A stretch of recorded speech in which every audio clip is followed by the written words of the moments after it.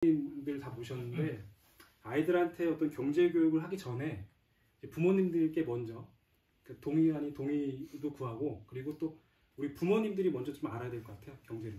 그래서 지금껏 우리가 학교에서 배우거나 어떤 사회에서 왔던 그런 그 기존의 사고방식을 좀 새롭게 다지자는 의미에서 제가 그 강의를 한번 준비해봤고요. 일단 목표는 그겁니다. 자녀를 부자를 만들기 원하시잖아요, 다들.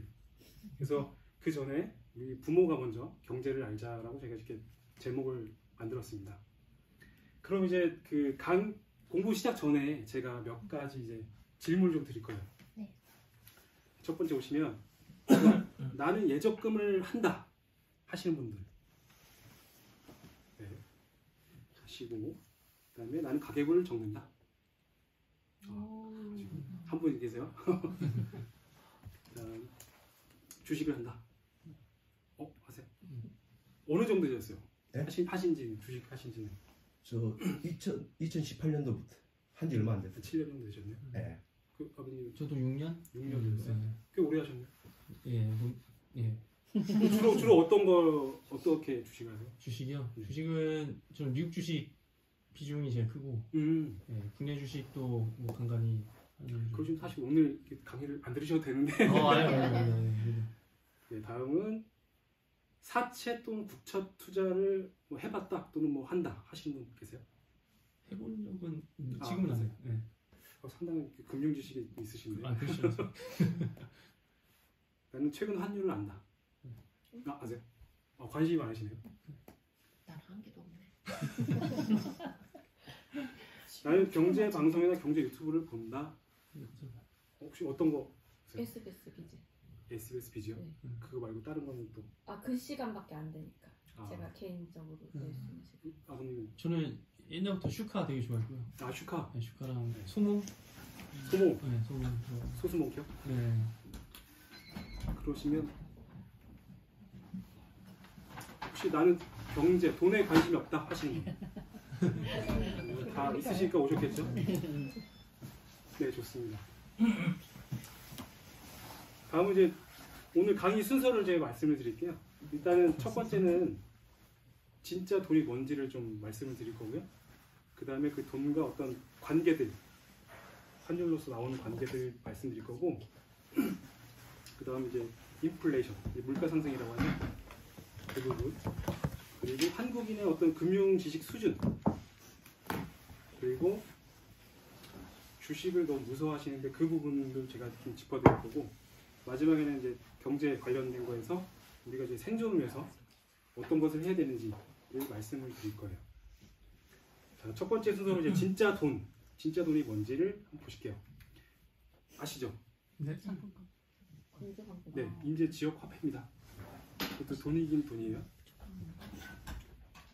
다음 보시면 좋아하시는 거죠? 싫어하시는 분 계실까요? 좋아요. 네, 대한민국 워낙 타임당도. 네. 다음은 달러죠. 과연 이게 그러면은 미국 달러잖아요. 미국에서만 쓰일까요? 네, 전 세계에 씁니다. 우리가 만약에 미국을 갔는데 지역 화폐나 원화를 들고서 뭐 물건을 사면은 어떻게 될까요? 바보. 네, 미친 놈들이 있겠죠. 네. 맞습니다. 지금 달러는 전 세계에서 통용되는 진짜 돈이라고 저는 생각하거든요. 그게 바로 이제 기축통화라는 건데요.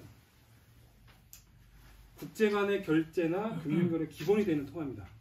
바로 달러가 대표적인 기축통화입니다. 그 다음 보시면 기축통화의 종류를 제가 말씀드릴 건데, 달러, 유로, 일본 엔도 있습니다. 일본 엔화도 기축통화로 들어가고요. 파운드와 스위스, 위안화까지 들어가는데 원화는 어디에도 없습니다. 우리나라가 10대 강국이지만 원화는 어디서도 통용되는 돈이 아니라는 거죠. 자, 그럼 달러가 전 세계 통합 보유율을 보시면 여기 달러가 가장 많이 차지하고 있어요. 거의 60%를 왔다 갔다 하고 있습니다. 그러니까 전 세계 돈 중에 60% 정도가 달러로 지금 통용이 된다는 거죠. 그래서 이것만 봐도 우리가 진짜 중요하게 봐야 될 돈은 바로 달러라는 거예요. 달러. 자, 그러면 제가 지금까지 이제 진짜 중요한 돈에 대해서 말씀드렸어요. 달러가 우리 기본 상식이 돼야 된다. 이겁니다. 그러면 이 달러와 우리 원화와의 관계를 좀 봐야 되는 거죠. 우리는 대한민국에 사니까요. 그리고 월급도 원화로 받고 계시잖아요. 그래서 우리가 환율을 봐야 되는 겁니다. 최근의 뉴스들입니다. 아까 환율 아신다고 했는데 최근 뉴스 보시면 아마 이런 뉴스들이 많이 나왔을 거예요. 뭐 1,400원 돌파 뭐 이렇게 해서 그럼 이 환율이 기본적으로 어떻게 움직이냐에 대해서 제가 간단하게 좀 말씀을 드릴게요. 당근 아시죠? 평상시에 당근이 10개가 생산됩니다. 그리고 한 개의 가격이 1,000원이었어요. 평상시에는. 그런데 어느 해에 풍작이 났습니다. 그래서 당근이 많아졌어요. 그럼 자연스럽게 당근 한 개의 가격이 떨어지겠죠. 그런데 어느 해에는 흉작이 났어요. 그 당근이 5개밖에 생산이 안 됐습니다. 그래서 당근 가격이 올랐죠. 이 당근을 달러라고 생각하시면 돼요. 그럼 간단하게 생각할 수 있죠. 시중에 달러가 많이 풀리면 가격이 낮아져요. 근데 시중에 달러가 흡수돼서 적어지면 가격이 올라갑니다. 이게 환율의 어떤 기본적인 원리인데 사실상 환율이라는 것은 이거 외에도 굉장히 많은 복잡한 경제적 그 요소들이 들어갑니다. 근데 기본적으로 이렇게 생각하시면 돼요. 그래서 제가 경제 공부할 때 딱 그 4단어로 된 거를 굉장히 지금 저는 항상 생각하는데요. 흔싸귀비라고 들어보셨나요? 흔싸귀비. 네. 흔하면 싸고 예, 귀하면 비싸진다. 경제 공부할 때 이거 하나만 알고 있어도 많은 도움이 돼요. 자, 그러면 이 환율이라는 게 우리 생활에 어떻게 영향을 끼치냐 보시면 달러가 줄어들면 기름값 올라가죠. 수입품 가격 상승하죠. 운송비도 올라가죠. 물가 상승이죠. 심지어는 IMF까지 옵니다. 우리나라 IMF 왔었죠. 97년도. 그래서 여기서 제가 그 유튜브에 나온 영상이 있어서 하나 그 보고 지나가겠습니다.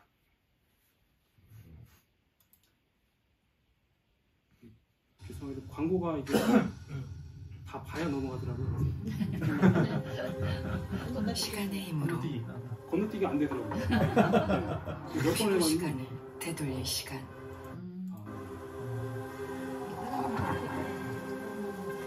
남편 분들이 이거 잘 모르죠. 자바이오 사신경이 원래 강의 협찬해주는 10여 년의 에스테틱 노하우까지 한 병에 꽉 채운 에버셀 셀리우스 앰플. 에버셀의 시간은 거꾸로 간다. 에버셀. 2025 넷플 로맨스. 비주얼, 터짐 다 이루어질지니 풋풋함, 터짐, 폭삭 속옷이다.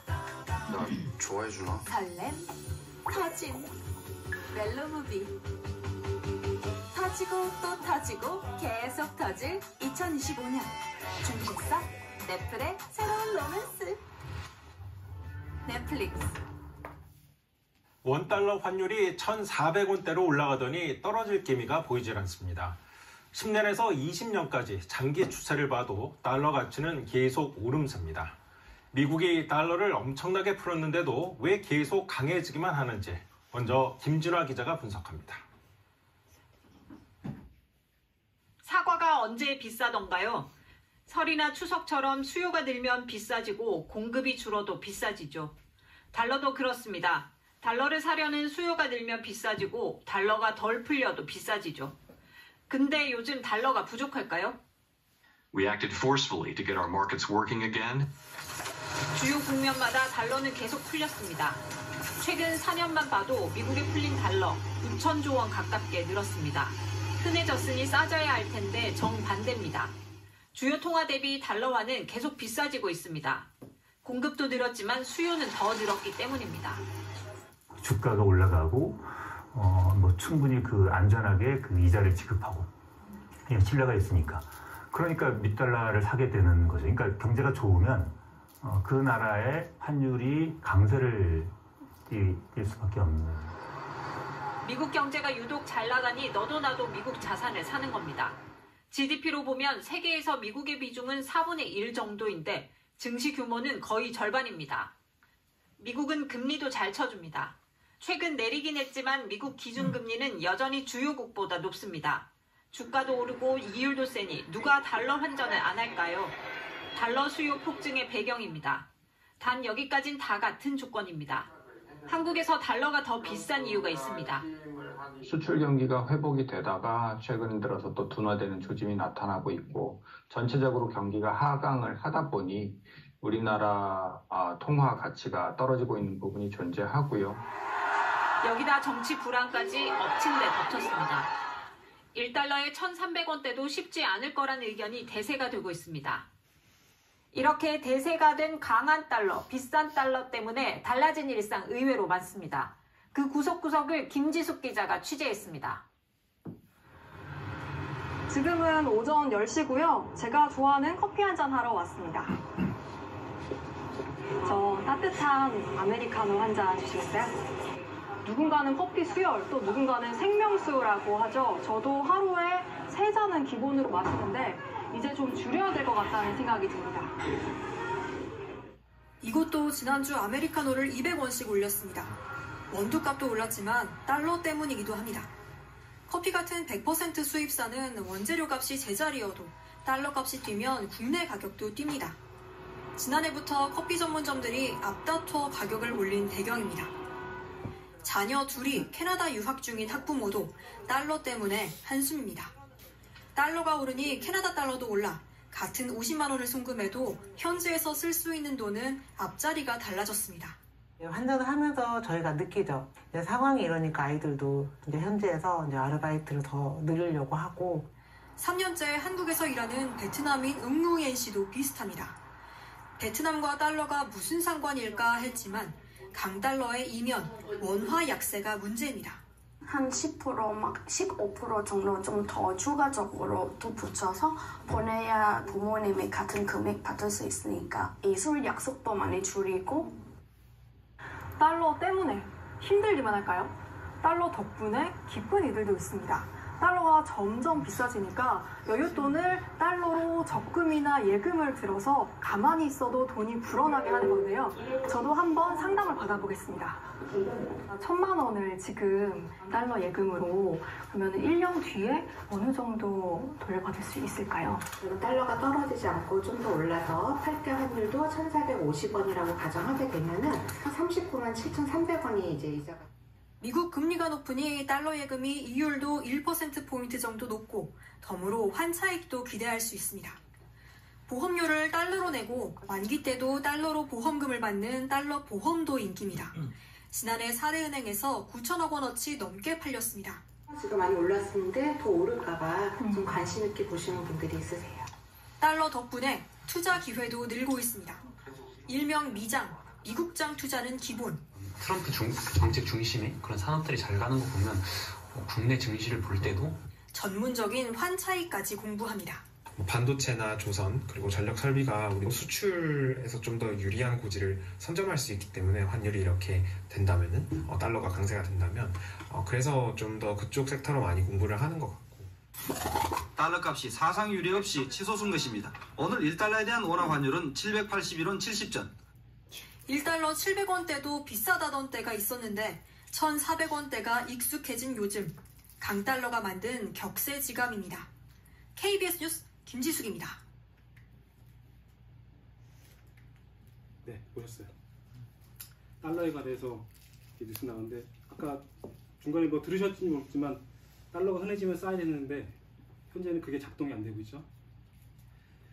마지막에 이제 그 한때 우리나라 그 환율이 800원대, 700원, 800원 아래였다고 했잖아요. 그게 바로 이제 97년도 IMF 이전입니다. 그러니까 그 당시에는 우리나라가 그만큼 그 미국과의 경쟁력이 있었다는 거죠.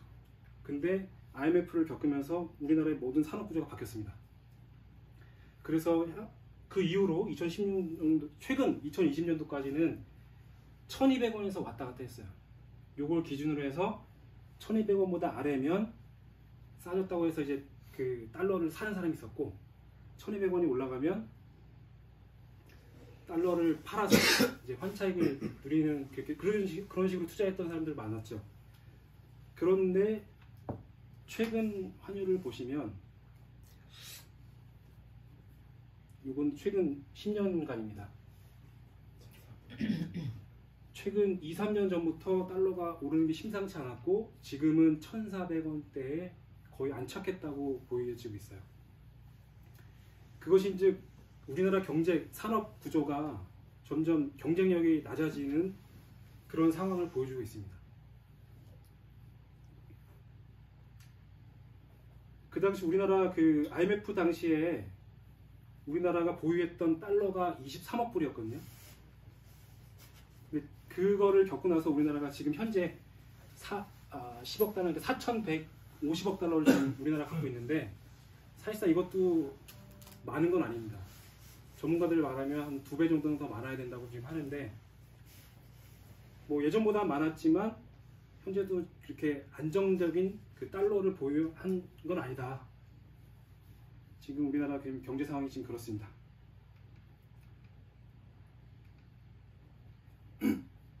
그래서 지금까지 우리한테 가장 중요한 돈은 달러다. 그리고 그 달러와 우리나라 원화의 관계는 이렇게 흘러가고 있다라는 걸 보셨고요.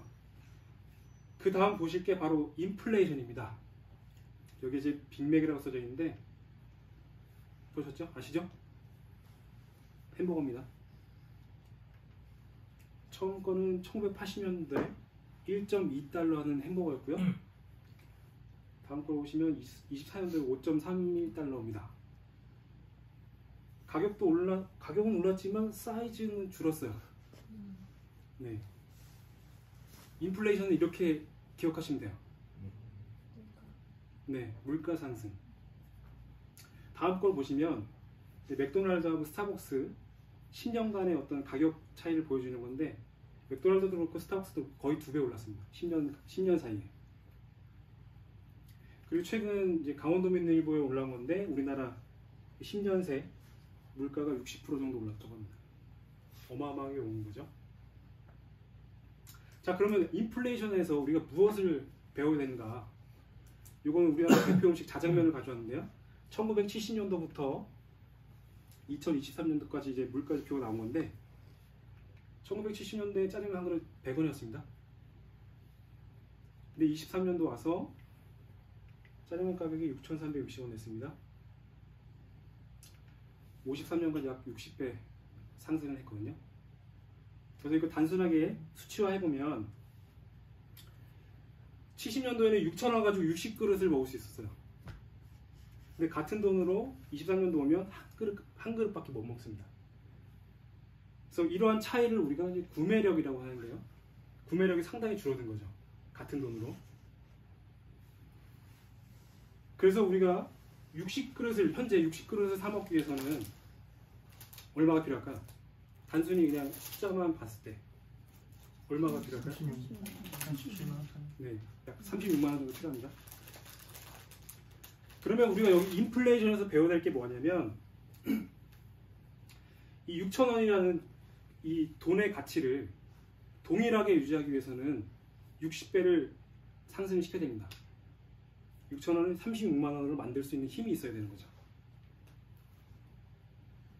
뭐 6,000원에서 36만 원 가는 거는 숫자적으로 봤을 때는 크지 않으니까 충분히 하실 수 있을 것 같은데, 만약에 1억을 65억으로 늘릴 수 있다고 한다면 하실 수 있으실까요? 쉽지 않죠. 예. 근데 동일한 겁니다. 퍼센테이지는 똑같아요. 단지 숫자의 차이지. 그래서 우리가 인플레이션을 해지할 수 있는, 인플레이션을 넘을 수 있는 자산을 보유해야 된다는 거죠. 근데 이 대한민국 사람들의 어떤 그 금융 수준을 처절하게 느낄 수 있는 기사들이 있습니다. 자, 보시면 한국인의 금융 IQ가 우간다 어디입니까? 아프리카. 네. 사실상 아프리카 사람들 보면 좀 저희 편견들이 있잖아요. 좀 지능이 좀 낮을 것 같고 막. 근데 대한민국 사람들이 금융 IQ는 더 떨어져요. 우간다보다. 이자가 나 금융서 이렇게 나오죠. 금융 이해력이 상당히 떨어집니다. 대한민국 사람들.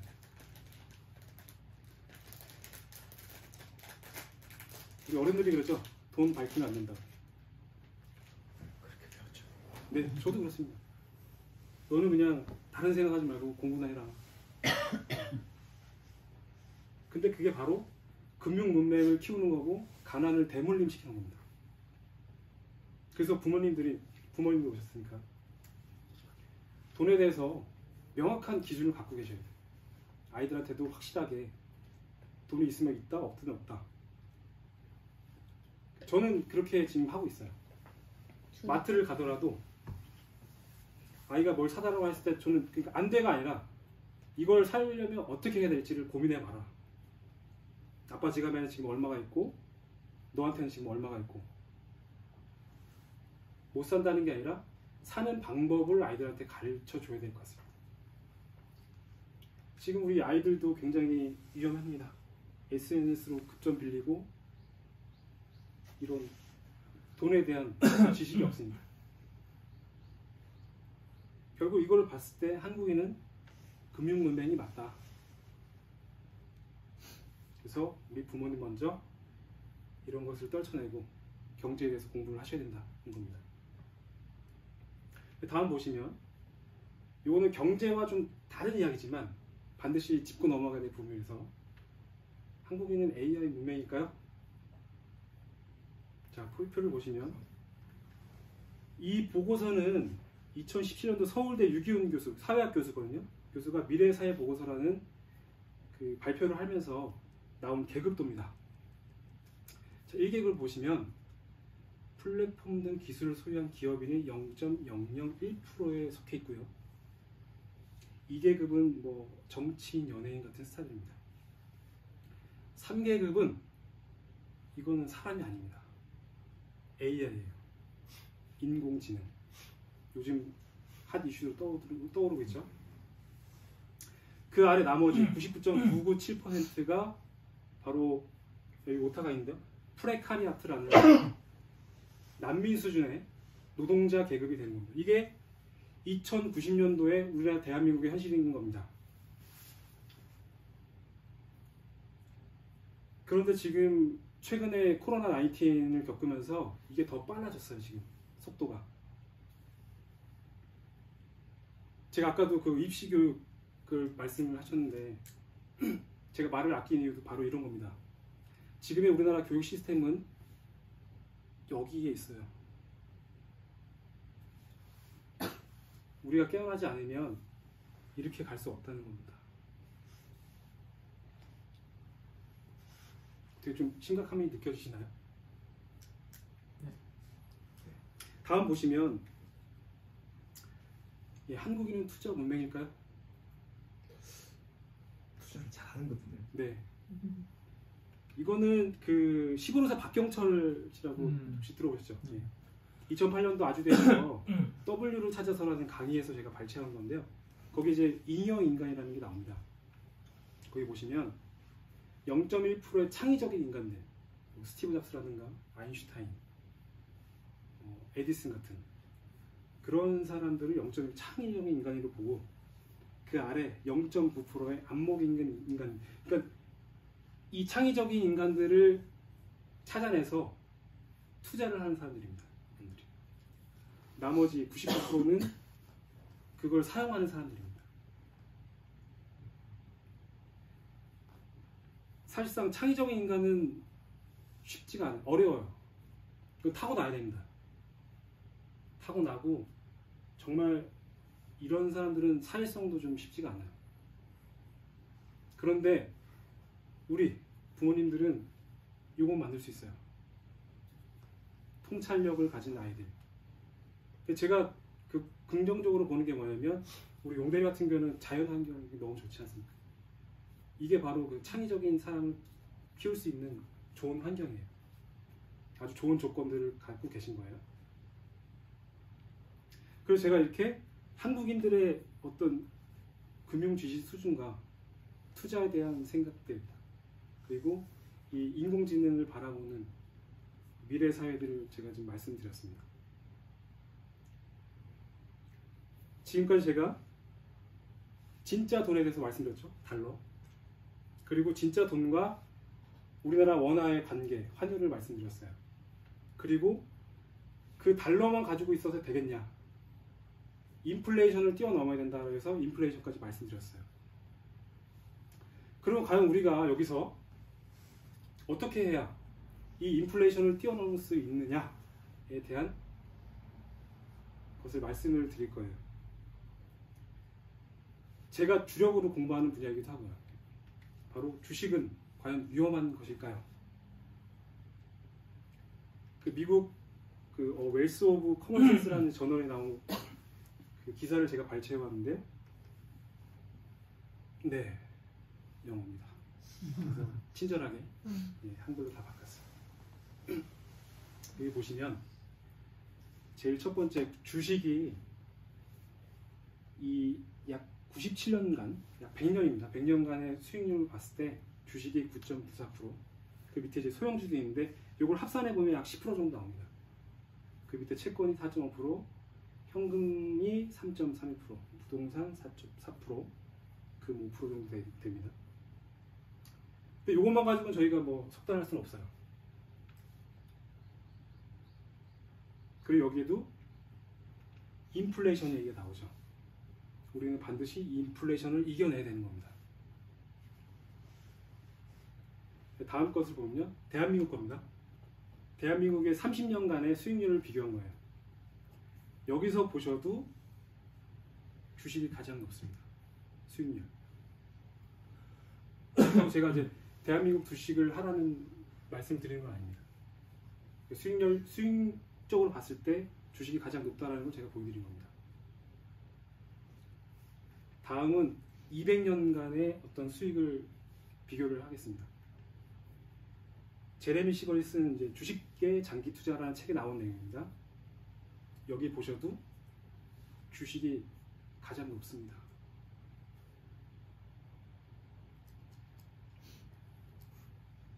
심지어 달러는 마이너스예요. 돈을 갖고 있으면 줄어든다는 겁니다. 가치가. 금은 0.7%밖에 안 되고, 요즘 뭐 금값이 많이 올랐다고 관심을 많이 가지시는데, 이 앞에 세 개의 시트를 보셨을 때 과연 주식이 위험한 걸까요? 아니요. 저도 그렇게 생각합니다. 주식을 안 하는 게 위험한 것 같아요. 제가 봤을 때.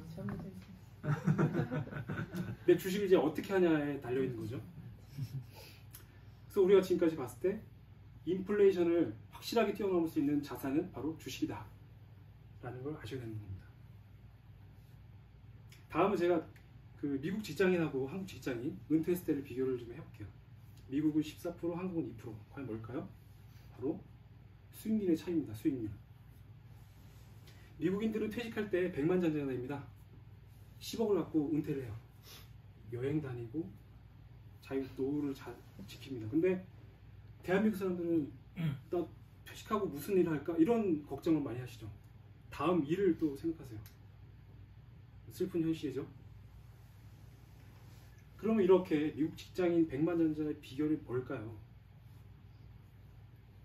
장기 투자 주식. 네.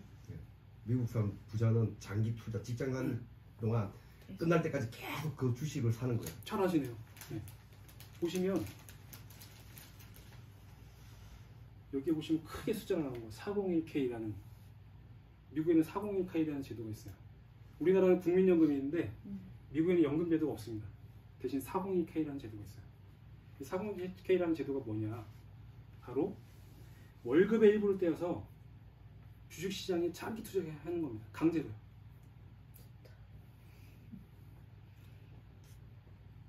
그래서 이 401k를 투자 포트폴리오를 보면 약 60%가 주식에 들어가 있어요. 그만큼 주식이 이들의 어떤 노후 자금에 중요한 역할을 한다라는 걸 알 수 있습니다. 그런데 우리 지금 뭐 국민연금 붙고 계신가요? 네. 여러분들도 지금 하고 계세요? 네. 자 보세요 이제 국민연금관리공단 최근 뉴스입니다. 미국에 사무소를 냈어요. 왜 냈을까요? 미국에 투자를 하려고요. 네. 해외 주식 비중 확대. 그래서 제가 국민연금관리공단에 들어가서 이들의 포트폴리오를 가져왔습니다. 보시면 금융 부분이 제일 큰데요. 그 중에서도 해외 주식이 가장 큽니다. 지금 이게 24년도 11월 말 기준인데요. 지금 금융 부분이 1183조입니다. 그 중에 420조를 해외 주식, 미국에 집중적으로 투자를 하고 있습니다. 약 35%입니다. 여러분들도 간접적으로 지금 미국에 투자하고 계신 겁니다.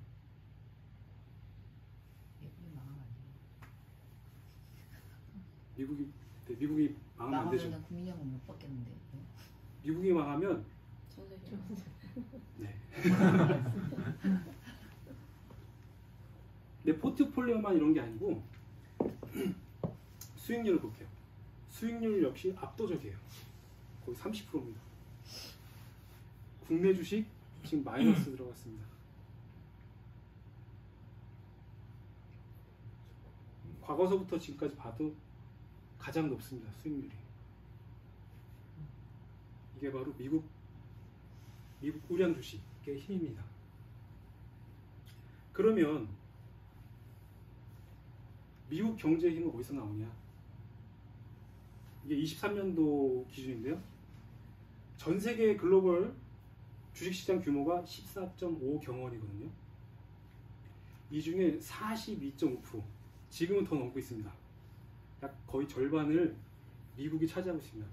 이 얘기는 뭐냐면 미국에 속한 글로벌 기업들의 시장 가치라는 겁니다.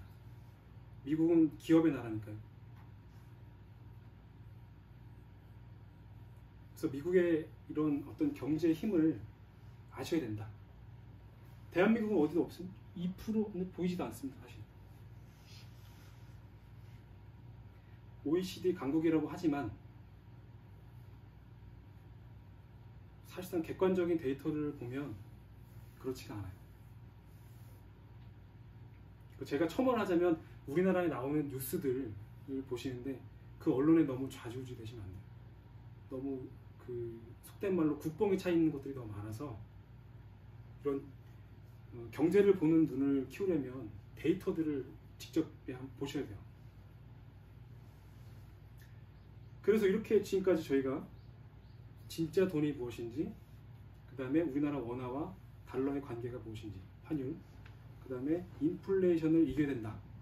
그래서 인플레이션을 이기려면 주식을 해야 된다라는 어떤 일련의 과정들을 제가 말씀드렸고요. 이런 것들을 하기 위해서 배경지식 그리고 경제를 알아야 되는 거잖아요. 그래서 경제를 공부해야 되는 이유를 몇 가지 말씀드릴게요. 보드 셰퍼의 돈이라는 책에 나오는 내용입니다. 읽어드리면 우리는 학교에서 시시콜콜 많은 것들을 배우지만 우리에게 가장 중요한 문제인 어떻게 하면 행복하게 살 수 있는가, 어떻게 하면 부유하게 되는가, 어떻게 하면 하루빨리 10억 원을 모을 수 있는가 같은 것을 배울 수가 없다. 그러면 우리는 어디서 부자가 되는 법을 배워야 할까? 부모님한테서. 과연 우리 가운데 부자 아버지 어머니를 부모로 둔 사람이 얼마나 될까요? 어쩌면 돈 많이 모으는 법에 대한 조언이 진짜로 필요한 사람이 바로 우리 부모님들이 아닐까 싶습니다. 그래서 제가 부모님들을 여기 모셨습니다. 자, 다음 보시면 사마천의 사기에 나오는 내용입니다. 보통 사람은 자기보다 10배 부자에 대해서는 시기하고 욕을 합니다. 근데 100배가 되면 무서워하기 시작하고요. 1000배가 되면 그 사람을 위해 일을 하게 됩니다. 고용당하는 거죠. 근데 10,000배가 되면 노예가 된다고 합니다. 이게 벌써 2100년 전에 사마천이라는 사람이 이 돈에 대한 통찰력을 갖고 이야기를 한 겁니다. 돈이라는 게 이런 거. 경제를 모르면 나보다 돈 많은 사람은 노예가 될 수 있는 겁니다. 자, 마지막으로 돈의 심리학, 모건하우젤이 쓴 돈의 심리학 책 유명하죠? 여기 나오는 내용입니다. 돈이 많다고 해서 행복한 것은 아니다. 하지만 행복을 위해 돈이 필요한 것은 사실이다. 내가 원하는 것, 내가 원할 때 내가 원하는 사람과 내가 원하는 곳에서 내가 원하는 만큼 할 수 있다는 것은 엄청난 행운이고 행복이다. 그리고 여기에는 반드시 돈이 필요하다. 돈의 진짜 가치는 바로 여기에 있다. 그만큼 돈이 중요한 것이죠. 그런데 제가 지금 말씀드리고 싶은 건 당장 지금 여기 계시는 부모님들이 당장 경제를 공부해야 하는 이유가 따로 있습니다. 첫 번째는요. 아까 제가 말씀드린 국민연금이 2039년부터는 적자가 됩니다. 그리고 2055년에는 제로에 도달하게 되죠. 우리 더 이상 국민연금에 기대어서 우리의 노후를 맡길 수 없다는 겁니다. 자, 다음 보시면 우리 그 개인 연금이라든가 투자 펀드 이런 것들이 있는데요. 이런 상품들의 약 60%가 마이너스입니다. 마이너스. 하지만 우리가 경제를 알면, 돈을 알면 이런 상품에 당하진 않겠죠. 자, 다음은 하버드 교수 머튼 교수가 2020년도에 중앙일보와 인터뷰한 내용인데요. 이분이 그 유명한 금융공학을 탄생시키신 분입니다. 이분이 한국은 세계에서 가장 걱정되는 나라다라고 얘기했습니다. 세계에서. 우리나라가 OECD 10대 강국인데 세계에서 가장 걱정되는 나라입니다. 노후가요.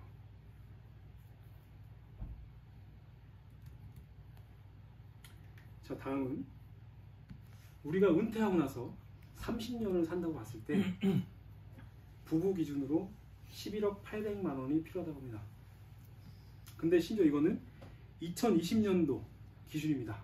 우리 인플레이션 공부하셨죠? 그러면 이거보다는 많겠죠. 네.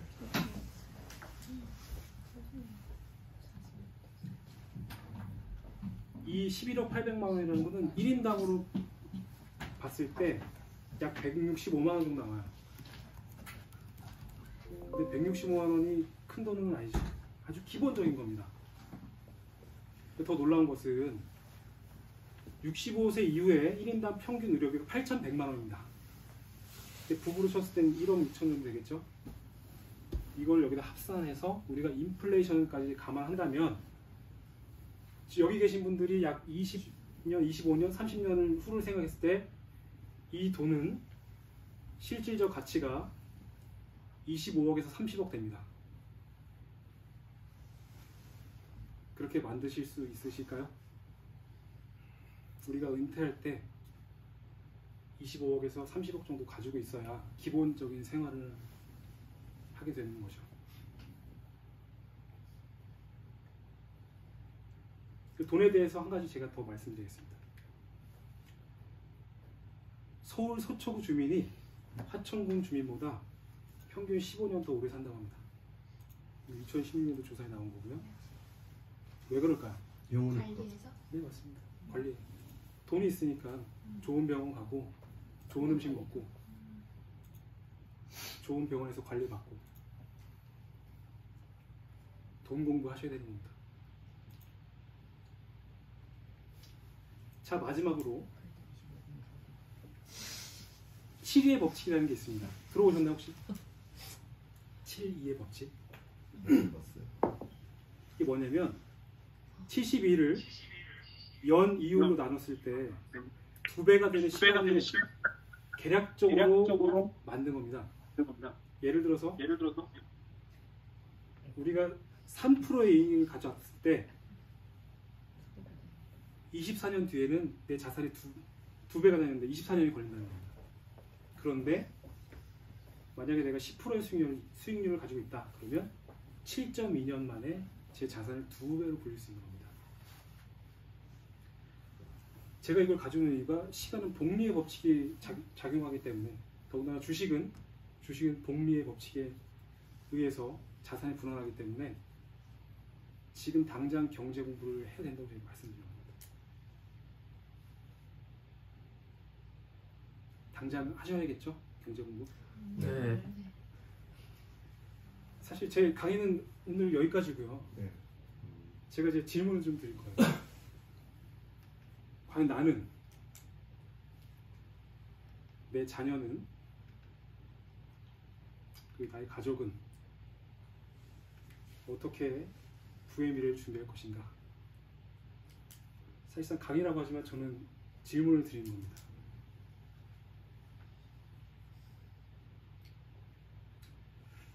오늘 제 강의가 어떻게 좀 마음에 와닿는지